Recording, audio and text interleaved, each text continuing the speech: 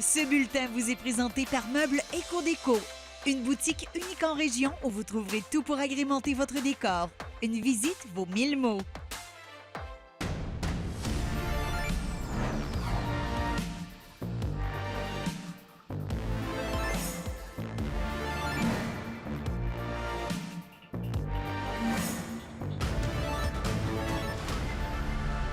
Bonsoir à tous, en Abitibi-Témiscamingue, voici ce qui a retenu l'attention dans l'actualité aujourd'hui. D'abord, triste nouvelle, le corps d'un homme a été retrouvé ce matin en bordure de la route 117 dans la vallée de l'Or. Selon la Sûreté du Québec, des passants ont alerté les services d'urgence vers 9 h sur la rue Herbin, près du dépôt de matières recyclables. Par respect pour les proches impliqués, les autorités policières ne vont pas dévoiler les circonstances du décès. La circulation a été quelque peu interrompue avant d'être rétablie vers 14 h cet après-midi. La concentration annuelle moyenne d'arsenic de la fonderie Horn a été 24 fois plus élevée que la norme québécoise en 2022. L'entreprise a révélé aujourd'hui avoir une concentration annuelle moyenne de 73 nanogrammes d'arsenic par mètre cube en 2022 à la station légale qui est située la plus près de l'usine. André Audet a plus de détails.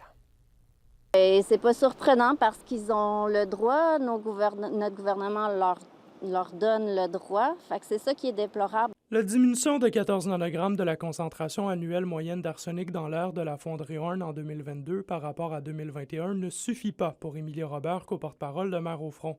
Même si la concentration annuelle moyenne d'arsenic de la fonderie Horn a été 24 fois plus élevée que la norme québécoise en 2022, l'entreprise affirme que cette réduction démontre que ses efforts pour limiter la concentration d'arsenic dans l'air ont porté fruit. On aimerait tous être capable de baisser en claquant des doigts.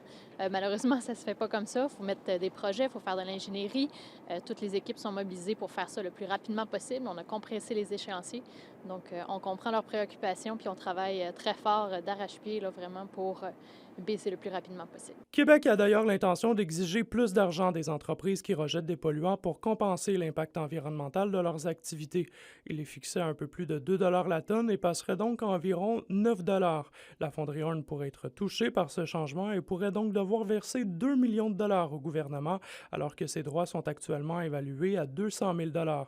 Le Conseil régional en environnement de l'Abitibi-Témiscamingue estime que c'est un pas vers la bonne direction. Je dirais que l'autorisation ministérielle avec les nouvelles exigences vont peut-être plus susciter leur intérêt à s'améliorer. Par contre, évidemment, quand on joue dans la poche des entreprises comme dans la poche des citoyens, habituellement, ça porte à réfléchir. La fonderie Horn ne désire pas pour l'instant s'avancer sur l'impact que pourrait avoir une possible hausse des droits qu'elle verse au gouvernement pour ses rejets polluants. L'entreprise assure toutefois qu'elle se conformera à tout changement et continuera à développer ses projets pour réduire les concentrations de métaux dans l'air. André Audet, RNC Nouvelles, Rouyn-Noranda. On se transporte maintenant à Val-d'Or. Les travaux pour la réfection de la 3e avenue coûteront un peu plus cher que prévu. La Ville a accordé un contrat de 5,3 millions de dollars pour la phase 3 du projet. Les travaux devraient s'amorcer en avril pour être complétés en octobre. J'en ai discuté un peu plus tôt avec la mairesse de Val-d'Or.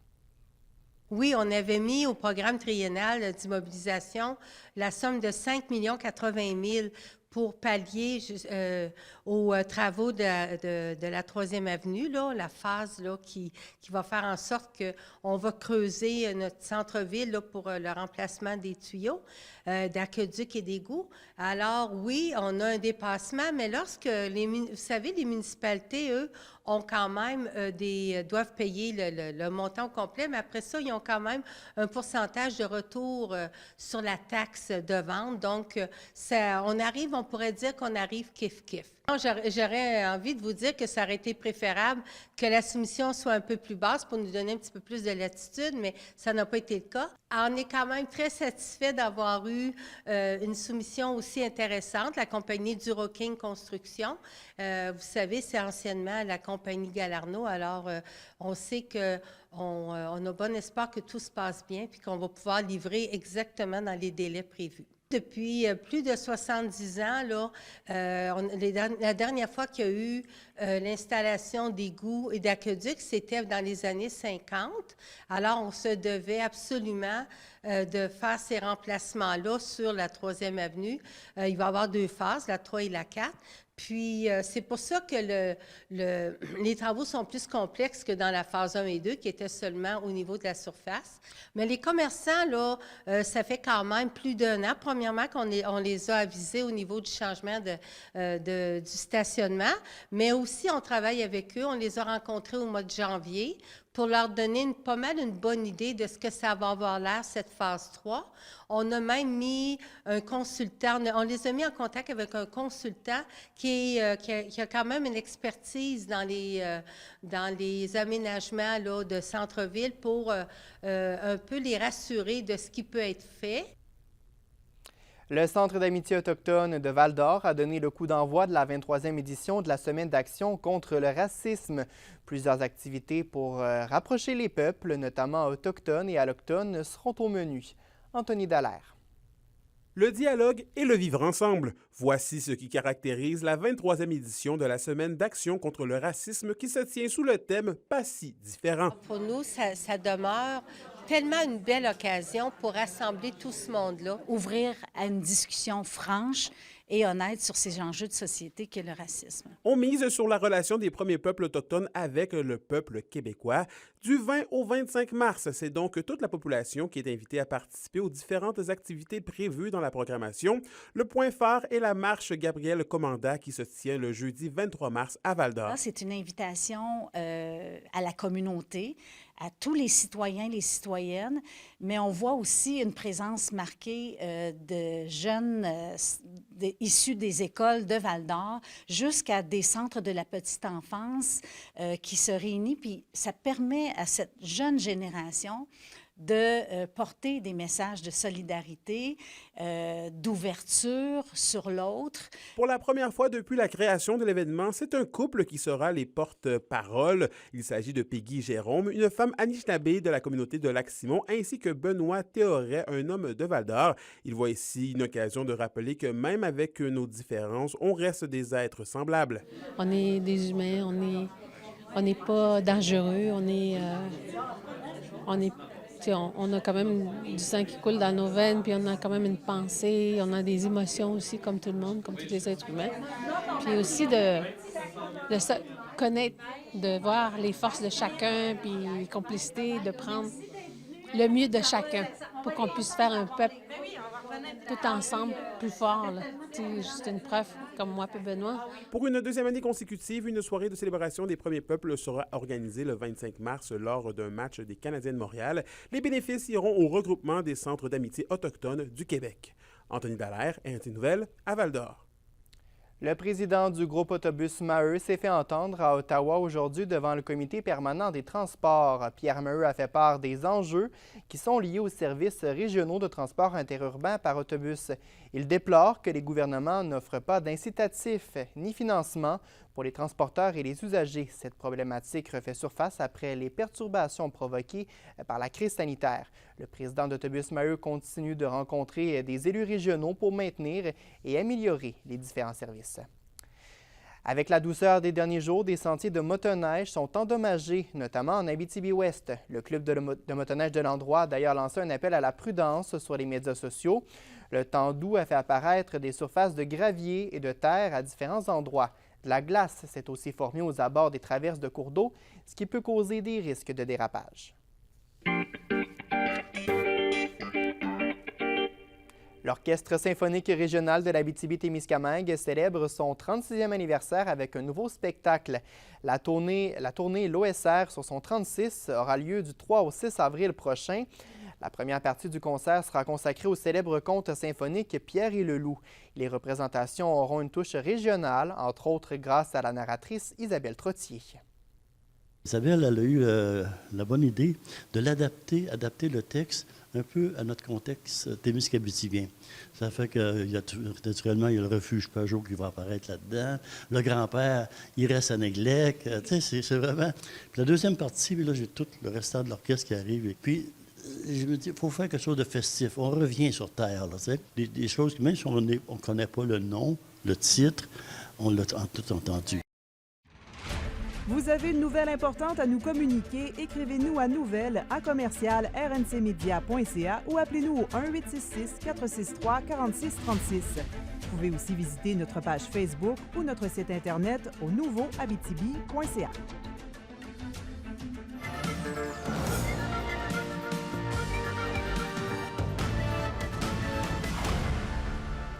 Québec souhaite que les immigrants qui s'établissent chez nous apprennent le français avant d'arriver au pays. En Abitibi-Témiscamingue, il y a des ressources d'apprentissage, mais elles sont limitées. Pour les organismes d'accueil comme la Mosaïque, l'intégration linguistique doit être une responsabilité qui est partagée. Le compte-rendu d'Yvon Moreau. En contexte de pénurie de main-d'œuvre, alors que les offres d'emploi abondent dans la région comme ailleurs, de nombreux immigrants joignent le Québec. Outre les démarches administratives nécessaires pour faciliter leur déplacement vers le pays, le choix d'une langue de travail est essentiel pour le nouvel arrivant qui veut réussir son intégration dans son nouveau milieu. Dans un contexte région éloignée, c'est d'autant plus vrai que tous les services sont ouverts ici en français. Lorsqu'on sait, selon Statistique Canada, que 69,4 % des immigrants récents n'avaient ni le français ni l'anglais comme langue maternelle, on comprend que le défi est grand. Souvent, c'est dès qu'on adresse l'enjeu de la langue française, souvent on transfère la responsabilité complètement sur la personne migrante. Mais on le sait, les efforts qu'elle produit pour autant, pour s'intégrer, puis pour apprendre le français. Des personnes à Rouyn-Noranda ou en Abitibi-Témiscamingue qui ont appris le français, il y en a vraiment beaucoup. Les ressources éducatives n'étant pas toujours suffisantes, le gouvernement souhaite que les futurs résidents disposent de l'enseignement requis pour apprendre le français avant d'arriver au pays. Mais on va faire en sorte qu'il y ait une meilleure connaissance de la langue française avant même de n'arriver au Québec. Et ça va passer notamment par des cours de francisation en amont. C'est-à-dire qu'alors que les gens sont dans leur pays d'origine, qui sont en train de planifier, de préparer leur venue au Québec, eh bien, nous, on va arriver avec une offre qui va faire en sorte de leur apprendre le français. Et puis, ça va se poursuivre une fois aussi arrivés au Québec. En parallèle, l'implication des employeurs qui bénéficient déjà du savoir-faire étranger faciliterait l'intégration. Ouvrir à une forme d'apprentissage qui est plus flexible. Peut-être aussi davantage encourager aussi la francisation en milieu de travail, que l'employeur ait aussi une grande responsabilité dans cet apprentissage-là. C'est l'employeur qui a fait la démarche du recrutement international. Yvon Moreau, RNC Nouvelles, Rouyn-Noranda. La Ligue de hockey junior majeur du Québec confirme la venue de Mario Cecchini comme commissaire. Il sera en poste à compter du 8 mai prochain. Il succède à Gilles Courteau qui a remis sa démission. Mario Cecchini cumule de l'expérience à titre de gestionnaire en affaires, autant dans le monde du sport qu'au niveau des médias. Il a d'ailleurs été PDG de RNC Média de 2016 à 2018. Le commissaire par intérim Martin Lavallée va assumer le rôle de commissaire jusqu'à la date d'entrée en fonction de Mario Cecchini. Toujours dans le monde du sport, le club de golf municipal d'Allard de Rouyn-Noranda a été récompensé par Golf Canada pour son programme junior. L'établissement a reçu le prix Emplacement de l'année du programme First Tee Premier Départ. Le prix est décerné à un établissement de golf au Canada qui fait preuve d'un excellent taux d'inscription à la programmation First Tee et qui a un effet important sur l'augmentation de la participation de nouveaux golfeurs juniors dans sa communauté. Parlons maintenant des Jeux du Québec qui se déroulent actuellement à Rivière-du-Loup. L'Abitibi-Témiscamingue cumule déjà 8 médailles, 6 en haltérophilie, dont 4 d'argent et 2 de bronze. C'est Samuel Bergeron, d'ailleurs, qui a remporté les 3 premières médailles de l'Abitibi-Témiscamingue en haltérophilie. Nicolas Lafontaine a lui aussi gagné une médaille d'argent.